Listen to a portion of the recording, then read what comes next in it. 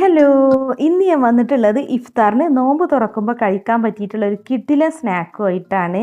മുട്ട കൊണ്ട് ഉണ്ടാക്കുന്നൊരു സ്നാക്കാണ് കേട്ടോ. 3 മുട്ട കൊണ്ട് നമുക്ക് കിടിലൻ ടേസ്റ്റുള്ള നല്ലൊരു സ്നാക്ക് ഉണ്ടാക്കാം. എളുപ്പമാണ് ഉണ്ടാക്കാൻ, കുറഞ്ഞ ചേരുവകൾ മതി.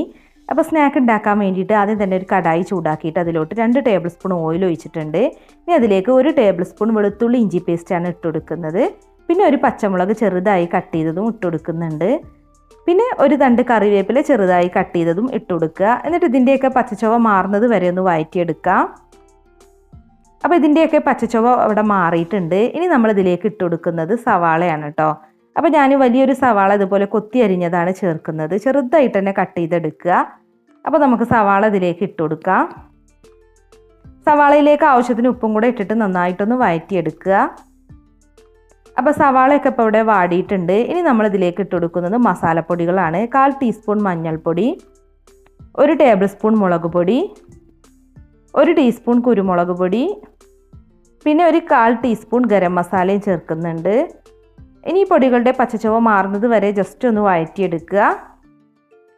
അപ്പോൾ ഇതൊക്കെ ഇവിടെ റെഡി ആയിട്ടുണ്ട്. ഇനി നമ്മളിതിലേക്ക് ചേർക്കുന്നത് മുട്ടയാണ് കേട്ടോ. അപ്പോൾ ഞാനിവിടെ 3 മുട്ട എടുത്തിട്ടുണ്ട്. അപ്പോൾ നമ്മൾ ഈ മുട്ട 3ഉം പൊട്ടിച്ചിട്ട് ഇതിലേക്ക് ഒഴിച്ചു കൊടുക്കുക. എന്നിട്ട് നമ്മളിതൊന്ന് ചിക്കി എടുക്കുകയാണ് കേട്ടോ ചെയ്യുന്നത്. അപ്പോൾ നമ്മൾ മുട്ട ചേർത്തിട്ട് ഈ മസാല ഉണ്ടാക്കുമ്പോൾ നല്ലൊരു ടേസ്റ്റാണ് കേട്ടോ. ഈ സ്നാക്കിനും നല്ല സൂപ്പർ ടേസ്റ്റാണ്. ശരിക്കും പറയുകയാണെന്നുണ്ടെങ്കിൽ നമുക്ക് നോമ്പ് തുറക്കുമ്പോൾ സ്നാക്ക് ഉണ്ടാക്കാൻ ചിക്കനൊന്നും ചേർക്കണമെന്നില്ല. ഇതുപോലെ മുട്ട ചിക്കി എടുത്തിട്ട് സ്നാക്ക് ഉണ്ടാക്കുകയാണെന്നുണ്ടെങ്കിൽ നല്ല ടേസ്റ്റാണ് കേട്ടോ. അപ്പോൾ കുറഞ്ഞ തീയിലിട്ടിട്ട് നമ്മൾ ഈ മുട്ടയൊന്ന് ചിക്കി എടുത്തിട്ടുണ്ട്. നന്നായിട്ട് വേവിച്ചെടുക്കൊന്നും വേണ്ട, ജസ്റ്റ് അതൊന്ന് ചിക്കി എടുത്താൽ മതി.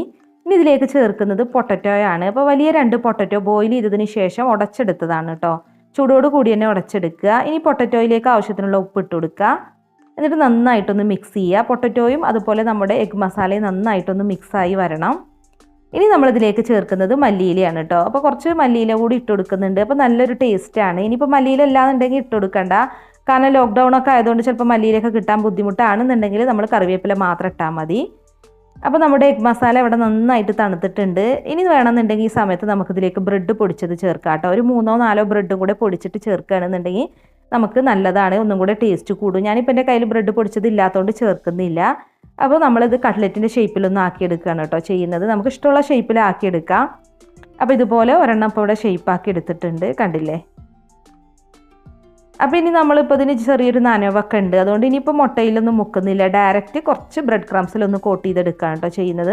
നിങ്ങൾക്ക് വേണമെന്നുണ്ടെങ്കിൽ ഒരു മുട്ട ബീറ്റ് ചെയ്തിട്ട് അതിലൊന്ന് ഡിപ്പ് ചെയ്തിട്ട് ബ്രെഡ് ക്രംസിൽ കോട്ട് ചെയ്തെടുക്കുക. അല്ലാന്നുണ്ടെങ്കിൽ മൈദ മിക്സ് ഉണ്ടാക്കിയിട്ട് അതിലൊന്ന് ഡിപ്പ് ചെയ്തിട്ട് വേണമെന്നുണ്ടെങ്കിലും ബ്രെഡ് ക്രംസിൽ കോട്ട് ചെയ്യുക. ഞാനിപ്പോൾ ബ്രെഡ് ക്രംസിൽ മാത്രമാണ് കോട്ട് ചെയ്തിട്ടുള്ളത്, കാരണം അതിന്മേൽ ചെറിയൊരു നനവൊക്കെ ഉണ്ടായിരുന്നു. അതുകൊണ്ടാണ് ഇപ്പോൾ ബ്രെഡ് ക്രംസിൽ ഡയറക്റ്റ് കോട്ട് ചെയ്തത്.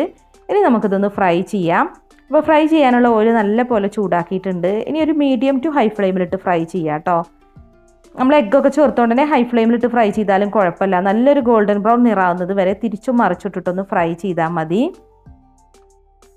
അപ്പോൾ നമ്മുടെ സ്നാക്സ് നല്ലൊരു ഗോൾഡൻ ബ്രൗൺ നിറായിട്ടുണ്ട്. ഇനി നമുക്കിത് എണ്ണയിൽ നിന്ന് എടുക്കാം. അപ്പോൾ ഇത്രയേ ഉള്ളൂ കേട്ടോ. മുട്ട കൊണ്ടുള്ള നല്ല അടിപൊളി ഇഫ്താർ സ്നാക്ക് ഇവിടെ റെഡി ആയിട്ടുണ്ട്. നല്ല ടേസ്റ്റാണ്. നിങ്ങൾ ഒരു പ്രാവശ്യം ഒന്ന് ട്രൈ ചെയ്ത് നോക്കുക കേട്ടോ. അപ്പോൾ നിങ്ങൾക്ക് പിന്നെയും ഉണ്ടാക്കുമെന്ന് തോന്നും, അത്രയ്ക്കും ടേസ്റ്റാണ്.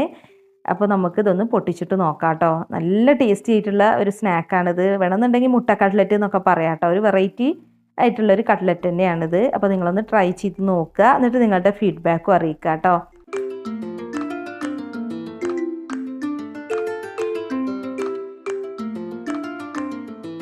പിന്നെ നമ്മുടെ വീഡിയോസൊക്കെ കണ്ടിട്ട് ഇഷ്ടപ്പെടുന്നുണ്ടെങ്കിൽ നമ്മുടെ ചാനൽ സബ്സ്ക്രൈബ് ചെയ്തിട്ടില്ല എന്നുണ്ടെങ്കിൽ ചാനൽ ഒന്ന് സബ്സ്ക്രൈബ് ചെയ്യുക. അതുപോലെ വീഡിയോ ഒന്ന് ലൈക്ക് ചെയ്യുക, പിന്നെ ഷെയർ ചെയ്യുക. അപ്പോൾ ഇതുപോലുള്ള നല്ല നല്ല അടിപൊളി ഇഫ്താർ റെസിപ്പികളുമായി നമുക്ക് വീണ്ടും കാണാം. താങ്ക്